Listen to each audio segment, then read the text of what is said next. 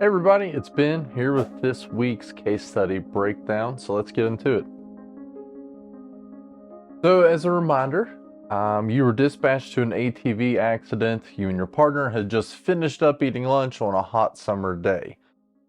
Dispatch advised you it's a 54-year-old male who his brother had called in 911 saying that he witnessed the rider, the patient, having some erratic riding. An operation began swerving, rolled, and then was ejected approximately 10 feet from the ATV and was bleeding from the head and unconscious. So when you get there, you find the patient to be unresponsive, a GCS of 3, a 111. His airway has snoring respirations. Those respirations are shallow, and the skin is warm, pale, and clammy. You instruct your EMT partner to go and do manual C-spine control. They perform a jaw thrust, which improves those snoring respirations, but they still remain shallow. During your rapid trauma assessment, what you find is, with those snoring respirations, again, that jaw thrust maneuver fixed it, but they are remaining shallow. He has a hematoma to the occipital region, the back part of the head, and it just has some minor bleeding and otherwise just some global abrasions caused from that ejection. Quick set of vitals. BP was 154/90, respirations of 12, shallow, heart rate of 64, regular, 95% on room air, and a blood glucose of 45 or 2.5. So as you get some more information from the patient's brother, he tells you again that it was just having some erratic operation going through a field, began swerving, and as he was swerving, the ATV rolled and ejected him. Said throughout the day he'd had no complaints, nothing recent, nothing that could be considered really leading into this. As a past medical history, even though the brother's kind of a poor historian, does give you history of having some heart problems, has hypertension and diabetes. So she's not really sure what kind of medications he takes, if he's allergic to anything, but says that he does know that he takes insulin. His pupils are perla, equal round reactive to light with accommodation. So, in that field, bright sun covering up the eyes, uncovering eyes, those eyes are reactive to the sunlight above. Lung sounds clear and equal bilaterally. The skin is just pale and clammy. Musculoskeletal is all unremarkable.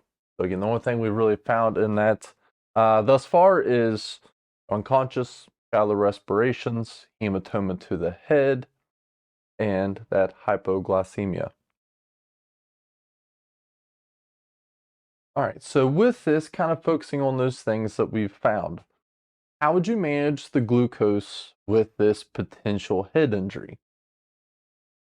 With this patient having a suspected traumatic brain injury, is this presenting with or without herniation?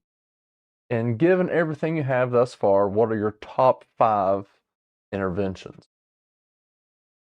Let's dive into it. All right, so in that assessment, we're looking at that hypoventilation. Yes, so they have a respiratory rate of 12, but they're breathing shallow. So we need to remember those concepts of minute ventilation. That minute ventilation is respiratory rate times tidal volume. So respiratory rate of 12, yeah, that's great, but if they're not breathing with enough volume, it's not maintaining an appropriate minute ventilation for homeostasis to occur. So with this, yeah, we need to be assisting in those ventilations. Okay, they're only breathing 12 times a minute, rate's okay, just volume is poor. So if we take a BVM, we can control rate and volume with that. So rate's good. We just need to assist a little bit more volume in that patient. With the hypoglycemia, okay, so our fear of giving glucose to this patient with a traumatic brain injury. Now we know that dextrose is very necrotic, especially in very concentrated form. So our fear is that if they do have this head injury and they have some intracerebral hemorrhaging, that if we're giving that high concentrated dextrose, that it's going to, extravate out of the vascular space in the brain and then set on other brain tissue. And with that, it can cause a lot of brain damage and cause some necrosis if that glucose is free floating around the cavity. So that's our big fear. But also, if we allow them to remain hypoglycemic, that too is going to cause brain damage. So we kind of figure out like, well, what's our happy spot there? Okay, so we need to discover our way to create that balance of being able to give glucose just enough for the brain to be able to perfuse to, for again, homeostasis. And with that TBI, are they herniated or not? Okay, so we remember that our signs and symptoms of herniation is, increased blood pressure is due to the increased cranial pressure, that lowered heart rate, and then ataxic respirations. Okay, so we start getting involvement in that brainstem, makes respiratory pattern really kind of be uncontrolled. So what we got so far out of there was, yeah, they're a little hypertensive. Heart rate was 64, not necessarily bradycardic yet. And a thing to think about in these traumatic patients, okay, is it's a thing I like to call the shock line. So right above or right at the neck level. Any damage above that line is going to cause the blood pressure to go up. Damage below that line is going to make the blood pressure go down. Okay, so differentiating between abnormal vital signs, whether it's a brain injury or shock. Okay, so we look at TBI, again, hypertension, bradycardia, ataxic respirations. Whereas in shock, blood pressure goes down, heart rate goes up, generally that respiratory rate is going up too during those compensatory phases of shock. And then so what's going to be going on in this traumatic brain injury if we're fearful of herniation is if we start having some extra blood leaking out, okay? Well, the skull is only, the skull is not stretchy. So it's very thick, very dense. So if we start having blood coming out of the vascular space from that intracranial hematoma, the blood's going to come in, skull's not going to move, so the brain is going to become compressed. And we'll start seeing subtle signs when we have little pockets here, but when we start having substantial changes, when herniation occurs, when we start having, that significantly decreased mental status, ipsilateral pupillary changes, irregular respiratory pattern, bradycardia, hypertension, we start to see this faux line. Okay, so when the midline of the brain starts to shift because so much blood has been accumulating, it's compressing that brain within the skull's cavity. Then what we'll see is, starting to have damage with the brainstem. Okay, because as the brain sits in there, if everything's here still intact, the brain only really has one way it can go, and that's compressed down. So the path of least resistance is through that foramen magnum, that hole in the bottom of the skull. So that blood starts to accumulate up here, and it starts to compress down on the brain, and it starts to compress on the brainstem. Well, the brainstem is really what so many of our vital functions are being controlled. Our breathing, our beating, and our blood pressure and overall mentation. Okay? So that starts to become damaged in there, in the pons of medulla, and in parts of the brain. That's what's going to be causing that altered mental status, affecting the pons and medulla, going to drastically affect the body's ability to breathe appropriately. So a little bit of pocketing up here, going to start seeing that increased intracranial pressure, compensatory hypertension. But then when it really starts to cause a shift and herniation of the brain, that compression of that big blood pocket, then we're going to start to see those wild changes. And then patient beginning to posture, decorticate posturing, everything coming towards the core, decerebrate, pushing out. Okay, so if we think about the GCS scale, coming in here at a 3, then posturing out at a 2, and then flaccid is at a 1.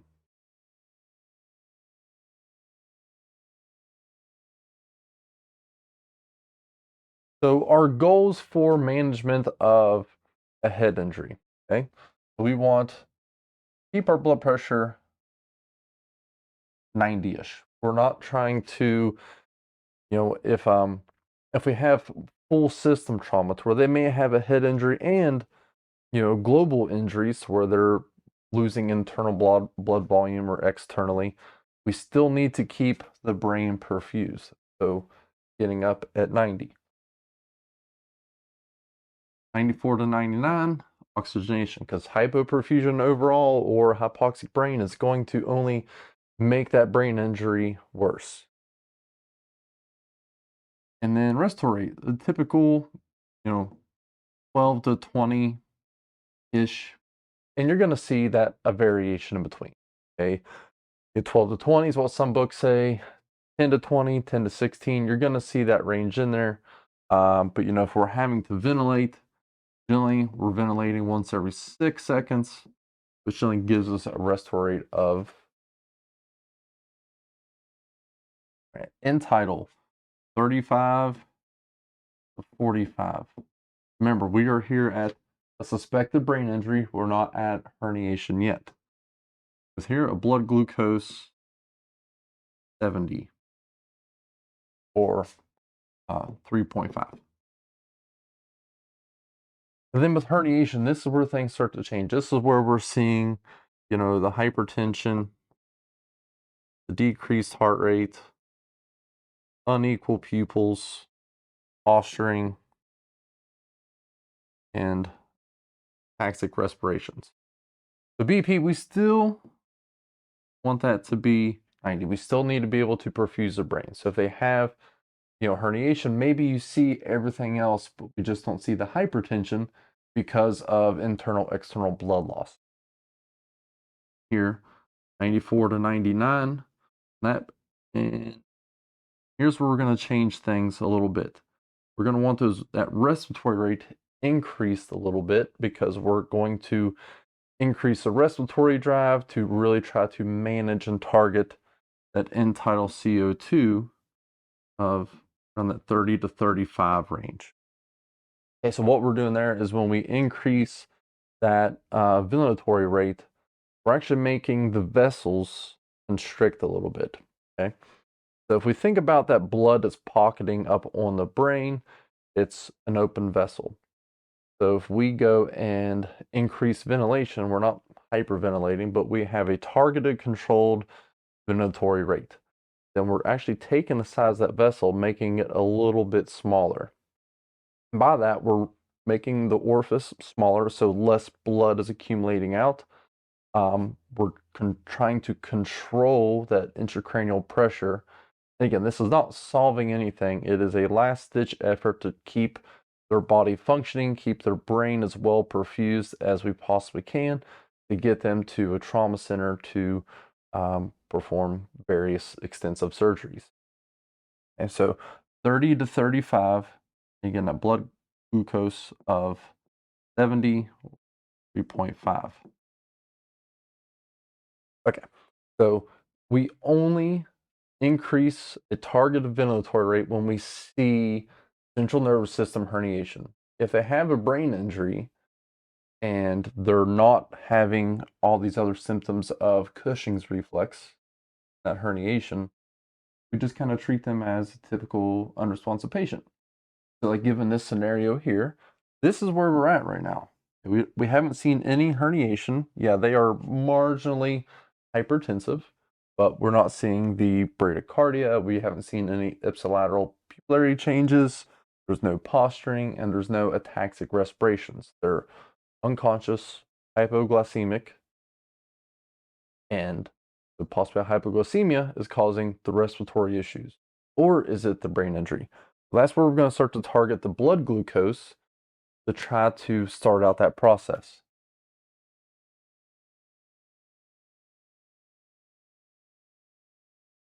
Okay, so with hypoventilation, our first, treatment for management is manual C-spine control and that jaw thrust to correct those snoring respirations. We corrected the snoring respirations, but they still remain shallow. So they were breathing about 12 times a minute. So that's where we're going to come in and assist those ventilations with a BVM and target that end tidal CO2 in the normal range of 35 to 45. Because again, we have not seen any herniation, no signs of Cushing's reflex to have that targeted increased ventilatory rate. So we're going to just ventilate them normal. Okay, so here's a little trick I want to teach you too.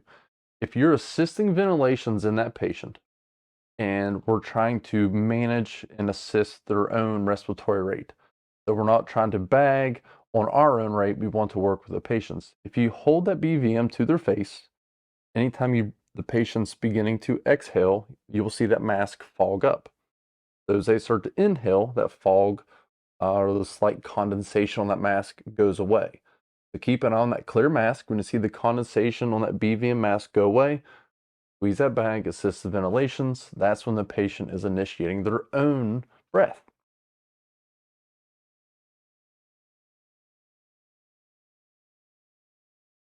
And then for the hypoglycemia, we need to give them dextrose because that hypoglycemic brain is not going to help in the healing process. And research is showing that letting them remain hypoglycemic is just as detrimental as that increased intracranial pressure. So we need to give them dextrose. And I need to back up here because I missed put 3.5 as that target before, but our target is 3.9. Sorry, I fault on the conversion. And consider giving D10. So if we typically have D50 that we're giving, if we have a box of D50, it's very concentrated. Okay, so it's going to be a little bit hard to create that target goal for us, whereas if we have D10, we can create more of a subtle control. So at this level here is where the brain should be able to mentate appropriately. So if we can get their dextrose up into this range and their mentation does not change, then we're navigated in our differential diagnosis strictly to traumatic brain injury. So, in these situations, we think, well, kind of appears in the scenario that hypoglycemia potentially caused the traumatic injury. So is that altered mental status due to the hypoglycemia or is it due to the brain injury? Well, we start correcting these life-threatening vital signs. We get up here to this target goal, no mentation changes, then strictly focus on brain injury. Some other additional considerations is finding out if this patient is on blood thinners, because if they are on blood thinners, that's just going to increase the likelihood of a fast progressing intracranial hemorrhage, because we can't rule this out. We can't say, oh well, they don't have herniation, so they don't have any type of intracranial hemorrhaging. We don't know, so that's why we have to consider this patient unstable and aggressively assess and continually assess those vital signs, looking for those trending changes. And then, in this scenario, the patient had a systolic blood pressure of 154. So by, our definitions, that is hypertensive. But what is the baseline for this patient? So they have a history of hypertension. Maybe that's a systolic pressure of 154. Maybe that is their baseline. But so don't get too tied up when you see those kind of things, because we still have to have other associated symptoms. But be cognizant of this, that hey, maybe that is an indication of an increased intracranial pressure. So keep an eye on that. If we start seeing that pressure continually starting to climb, that starts throwing as big red flags at us that, hey, there is potentially, some intracranial hemorrhaging. That's why that blood pressure continually is increasing. So thanks for tuning into this one. Remember, full assessments on everybody. Do that good detective work, good vital signs. Treat hypoglycemia in head injury patients. We just don't want to give a whole box and take their blood glucose from 40 to 300. We just want to titrate it to that point where they should be able to mentate. Only have that targeted increased ventilatory assistance and signs of central nervous system herniation. So significant mental status changes, pupillary changes, ataxic respirations, hypertension, bradycardia, potentially posturing. So thanks everybody for tuning in. Stay safe, keep learning.